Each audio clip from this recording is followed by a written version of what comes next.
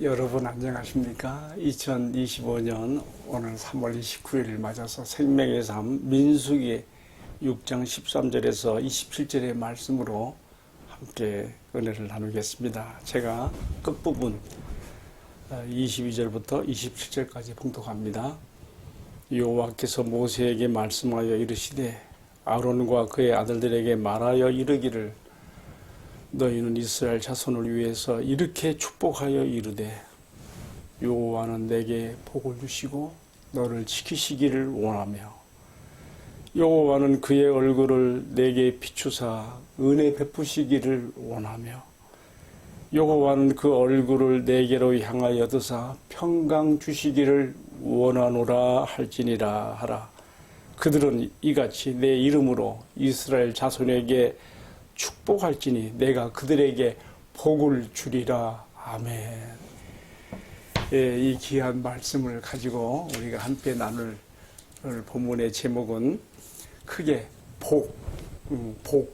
복이라고 정했습니다. 이 복의 근원, 이 복의 대상, 그리고 이 복의 내용, 이 세 가지를 중점적으로 해서 함께 말씀을 나누겠습니다. 자, 제일 먼저 우리 한번 생각해 보십시다. 이 축복의 근원, 이 복은 어디로부터 오는가 한번 생각해 봐야 됩니다.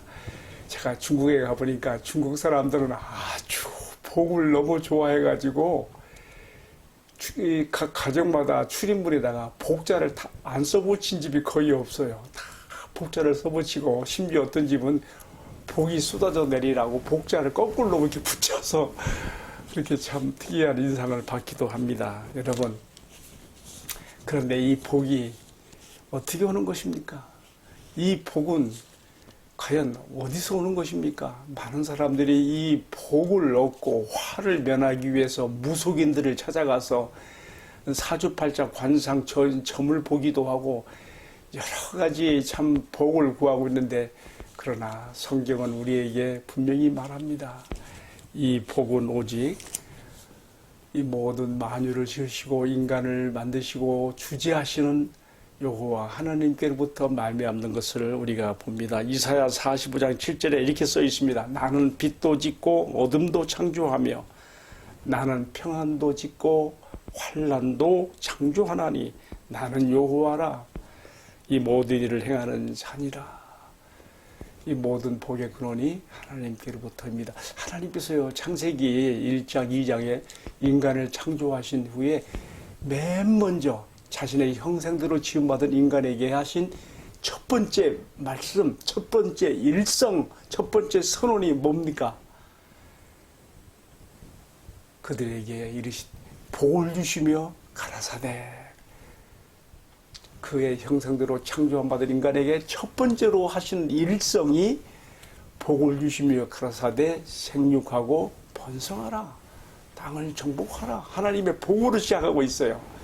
복의 근원은 오직 하나님께로부터 비롯되는 것임을 우리가 알 수 있습니다. 여호와 하나님께서는 온 우주 만물과 인간의 창조자시며 또 이것들을 세상의 것들을 보존 섭리하시는 만유의 주제가 되십니다. 그래서 그는 자신의 뜻을 위해서 어떤 나라들의 흥망성쇠를 주장하시기도 하시고요. 우리가 인류 역사 가운데서 많이 보지 않습니까?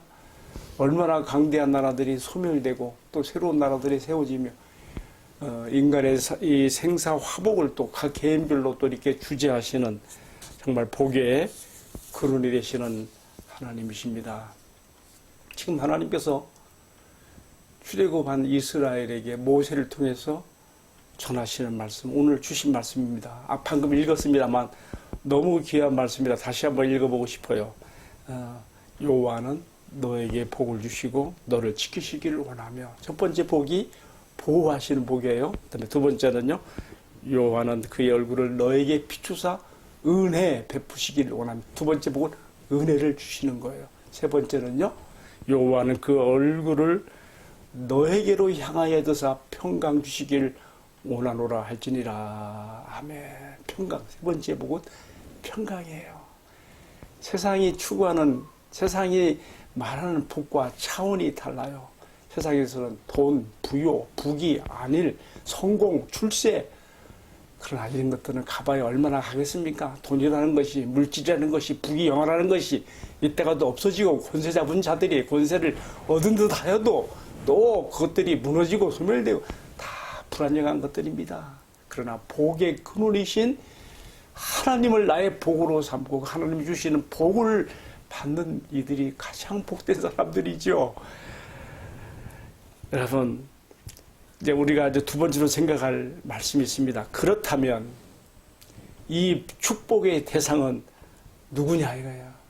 오늘 본문의 말씀 보면 모세가 지금 아론과 또 그 아들들에게 하나님 말씀을 전달합니다. 하나님께서 자기 백성들에게 이렇게 복을 주고자 하니, 복을 주고 싶다고 하니 너는 이 말씀을 대언해라. 이 복을 빌어라. 그러면 하나님께서 복을 빈 대로 주신다. 이게 축복권을 말하고 있지 않습니까? 이 축복의 대상이 누구냐? 결론부터 말하자면 하나님께 예배로 나오는 자들, 구약으로 말하면 하나님께 제사로 나오는 자들입니다. 지금 아론과 그 아들들에게 이 축복의 전언을 했다는 것은 그들은 누굽니까? 제사를 직무하는 자들 아닙니까? 이 제사에 나오는 주의 백성들에게 이렇게 복을 준다고 하시는 거거든요. 그래서 이 제사를 드리고 나갈 때에는 마음에 하나님의 은혜가 넘치고 평강이 넘치는 것이고, 오늘 우리 시대로 말하면 하나님께 예배를 드리고 나갈 때에는, 예배를 드리고 세상을 향해 나갈 때는 우리 마음에 하나님의 은혜와 평강이 넘쳐야 되는 것이죠. 다 이렇게 적용이 될 수가 있습니다. 이 축복의 대상은 하나님께 제사로 나오는 자들. 그래서 시편 50편 5절에 보면 이르시되 나의 성도들을 내 앞에 모으라. 그들은 제사로 나와 언약한 자들이니라. 이렇게 말씀하셨어요. 오늘 우리 시대로 말하면 이제 이 제사에, 구약에 드리진 모든 그 제사, 동물적인 희생의 제사들이 우리 주님 예수 그리스도의 십자가에 피 흘려 죽으심과 또 그의 부활하심을 통하여서 구약의 모든 제사를 완성하셨거든요.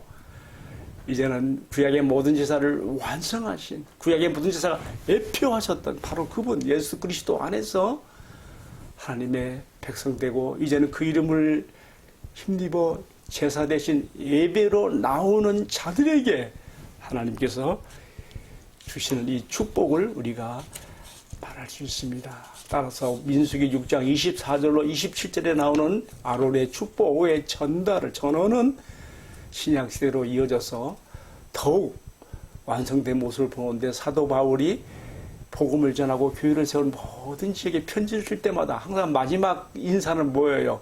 우리 주 예수 그리스도의 은혜와 하나님의 사랑과 성령의 교통하심이 너희 무리에게 있을지어다. 아멘. 이게 다 민수기 6장 24절에 27절에 나온 아론의 축복과 그 맥이 다 있는 거예요. 구약의 축복, 또 신약의 축복.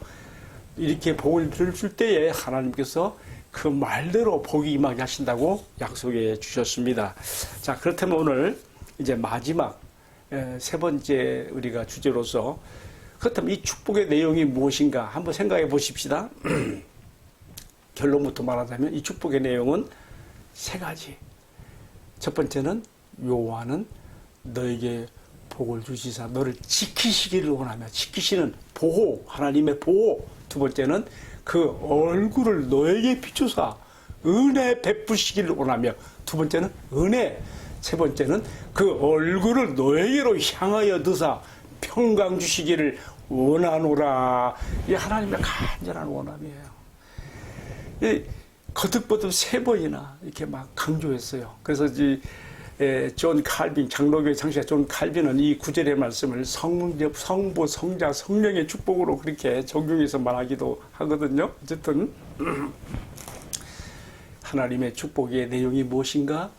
이 세 가지로 하나님의 지켜주시는 보호와 자격이 없는 우리에게 그의 불쌍히 의심과 사랑하심 우리를 택하여 주시는 은혜와, 세 번째는요, 이처럼 은혜 받은 자들에게 그리스도 안에서 주시는 평강의 축복, 우리 모든 일상과 범사에 제가 첫 번째로 큰 은혜는 구속의 은혜고요. 그 다음에 거기에 부속된 일상의 삶 가운데 나타나는 주님과 함께하는 평안인 것입니다.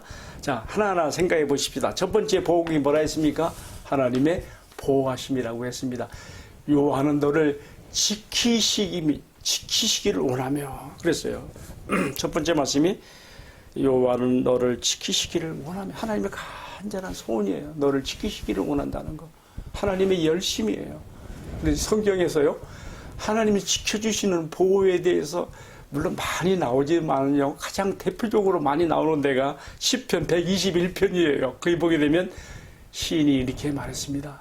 당시에 많은 그 산에는 이방의 우상을 섬기는 신당들이 많았거든요. 그걸 바라보 산을 향하여 눈을 들리라. 나의 도움은 어디서 올꼬?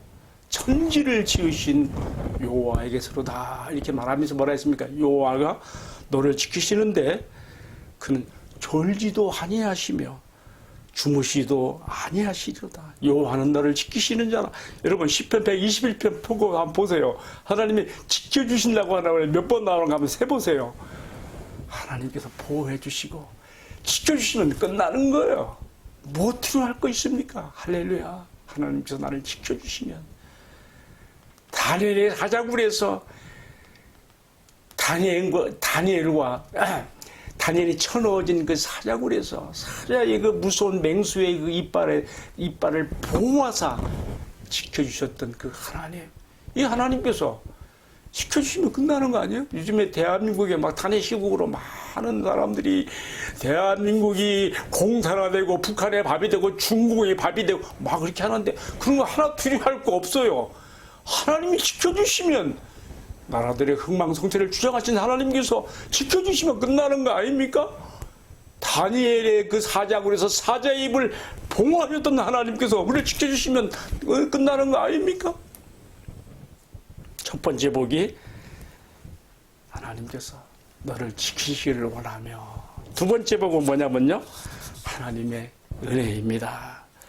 그의 얼굴빛을 비춰주시는 그 은혜. 얼굴빛을 비춰주신다는 말은 무슨 뜻이에요? 아까 여호와는 너를 지키시는 자라, 그가 너를 지키시는데 졸지도 아니하시고 주무시도 아니하시고. 여러분, 사람이 언제 졸음이 오나요? 긴장이 풀어졌을 때 깜빡 졸음이 와요. 하나님 너를 지키시고 보호하시는데 순간, 정말 한순간도 긴장을 풀지 아니하시고 너를 향하여 지키신다고 하는, 눈동자가 지키신다고 하는, 춘상일 동안도 너를 붙들고 놓지 않으신다고 하는, 그래서 자기 아들 예수를 십자가에 빌려 죽게 하실까지 사랑하여 내어주신 그 사랑을 우리가 믿고 의지한다면 우리가 하나님 은혜 안에서 우리가 두려울 것이 없는 것이고 우리는 안전보장을 받는 것이죠. 첫 번째 복이 지켜주시는 보호, 두 번째가 하나님의 은혜라 했습니다. 근데 은혜에는 두 가지가 있어요. 우선 은혜부터 정해 봅시다. 은혜란 말이 뭡니까? 자격이 없는 자들에게 하나님께서 그의 불쌍히 여기시고 사랑하심으로 거저 베풀어 주시는 것이 은혜 아니겠습니까? 우리가 그리스도 예수 안에서 이 은혜를 받았습니다. 은혜에는 두 가지가 있어요. 일반 은총과 특별 은총. 일반 은총이란 것은 하나님께서 자기 형상대로 지음받은 피조물들이 타락하고 범죄했음에도 불구하고 그들이 세상을 살아가는 동안에 보호를 받을 수 있는 자연, 삼라만상, 환경, 자연들을 섭리, 보존, 운행해 주시는 그런 일반 은총이라는 것이 있습니다. 또 나라가 너무 시끄러지면 안 되니까 나라의 정부의 어떤 권력, 질서를 세워서, 이거 다 일반 은총에 속해요. 등등 말하면 한이 없습니다만은, 특별 은총은 무엇입니까? 하나님께서 그리스도 예수 안에서 선택하신 천에 하나 만에 하나 하나님의 자녀로, 구속받은 자녀로 선택하신 자녀. 그러니까 은혜 중에 은혜는 뭐예요? 하나님께서 자기 아들 예수 안에서 죄사함을 얻고 하나님 자녀 삼으신 구속의 은혜. 이게 너무 가장 큰 은혜가 아니겠습니까? 그 은혜를 힘입어서 우리들이 이 세상에서 이제 하나님의 자녀로서 보호받고 은혜 가운데 지내게 되는 것입니다. 우리는 때를 따라서 돕는 은혜를 힘있게 위하여 날마다 은혜의 보좌 앞에 나가는 성도들이 될 수 있기를 주님으로 축복합니다. 마지막 세 번째 축복의 내용은 뭡니까? 평안이에요. 그 얼굴을 내게로 향하여 두사 평강 주시기를 원하노라. 아멘. 여러분, 정말 그렇습니다. 이 평강의 축복 그 이상 귀한 것이 없습니다. 근데 이 평강은 어디서 오는가? 어디서 오는가? 평안은 어디로부터 오는가? 하나님과 바른 관계가 맺어졌을 때, 죄 문제가 해결되어지고 하나님과 바른 관계가 맺어졌을 때 이 평안은 오는 것입니다. 이것이 기본적인 평안이에요. 여기서부터 일상의 평안으로 그리스도 안에서 우리가 지킴을 받는 것이죠. 사랑하는 성도 여러분, 히브리인들은 그래서 이 인사말 가운데 이 평안을 그들의 말로 샬롬이라고 말하고 있습니다. 이 샬롬이라는 말 속에는요, 26가지 축복이 담겨 있어요. 병든 자에게 샬롬을 빌어주면 그 병에서 놓여 건강할지어다. 또 전쟁에 나가는 용사에게 평안을 샬롬할 때는 승리하고 오라고 하는 하나님의 축복의 전언이고요. 우리는 이 평안을 정말 많이 사용해야 돼요. 예수님도 너희가 어느 집을 방문하든지 먼저 그 집에 평안이 이르기를 기원해라. 그 집이 평안을 받을 만하면 너희가 빈 평안이 거기 임할 것이고, 그렇지 않으면 빈 너희에게 돌아오리. 여러분, 우리가 이 하나님이 주시는 평안의 전달자들입니다. 우리는 하나님이 주신 이 평안을 누리며 또 전달하는 자들로 살아야 되겠습니다. 우리가 이 평안을 받으면 세상의 어떤 시련과 풍파 속에서도 우리는 마음의 평정을 유지할 수가 있고 든든히 설 수 있습니다. 그렇지 않습니까? 예수님과 함께 배 타고 갔던 제자들이 갈릴리 풍랑이 막 일어나서 막 두려워하고 막 불안에 떴을 때 예수님께서 풍랑의 바다를 잔잔하게 하시고 그들을 평안의 항구로 이끄셨습니다. 주님과 함께 있기 때문에 평안이에요.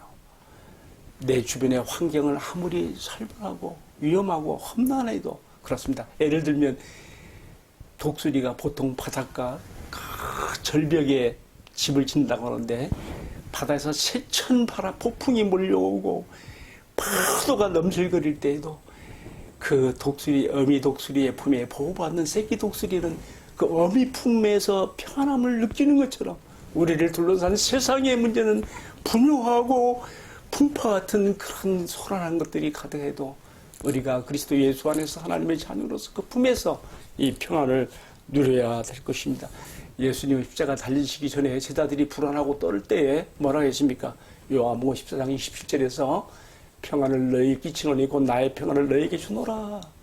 내가 너희에게 주는 것은 세상에 주는 것 같지 아니하니 너희는 마음에 근심도 하지 말고 두려워하지도 말아라. 할렐루야.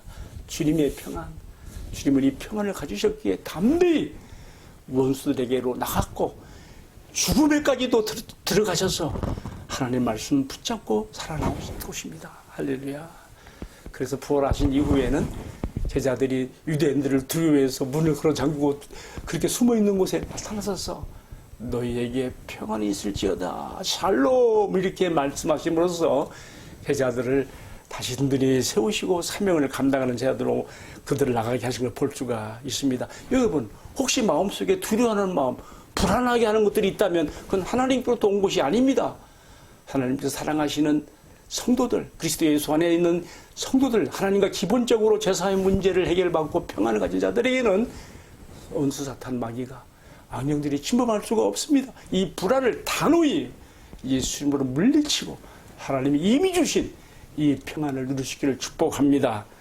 세상에서는 돈이나 건강, 성공, 출세 이런 것들이 복이라고 하지만 이런 것들은 다 있다가도 없어지고 제한적인 것들입니다. 그러나 하나님께서 주시는 진정한 축복은 이런 세상에서 추구하는 그런 일시적이고 싸구려적인 것들이 아니라 하나님께로부터 오는 영구한 것이며 변할 수 없는 것이며 무엇보다도 이 복의 결과와 내용들 그 이전에 복 자체이신 하나님 모신 하나님께서 나의 하나님이 되어주시는 그 복을 누리는 자들입니다. 사랑하는 성도 여러분, 이 은혜가 충만하여서 이 근심 없는 세상을 능히 승리하며 살아가기를 축복합니다. 함께 기도하겠습니다. 만복의 근원 되시는 주님, 우리는 세상 사람들처럼 세상 복이 영화가 복이라 하지 않게 하시고 이 복 자체이신 주님을 내가 구하고 주님을 내가 모심으로써 과연 나에게 그 얼굴빛을 비춰주시고 보호하시며 은혜 베푸시며 평안을 주시는 주님으로 인하여서 이 어렵고 힘든 세상을 힘차게 승리하며 살아가는 저희들 다 되게 하여 주옵소서. 주 예수님 이름 받들어 기도하옵나이다. 아멘. 예, 마쳤습니다. 감사합니다.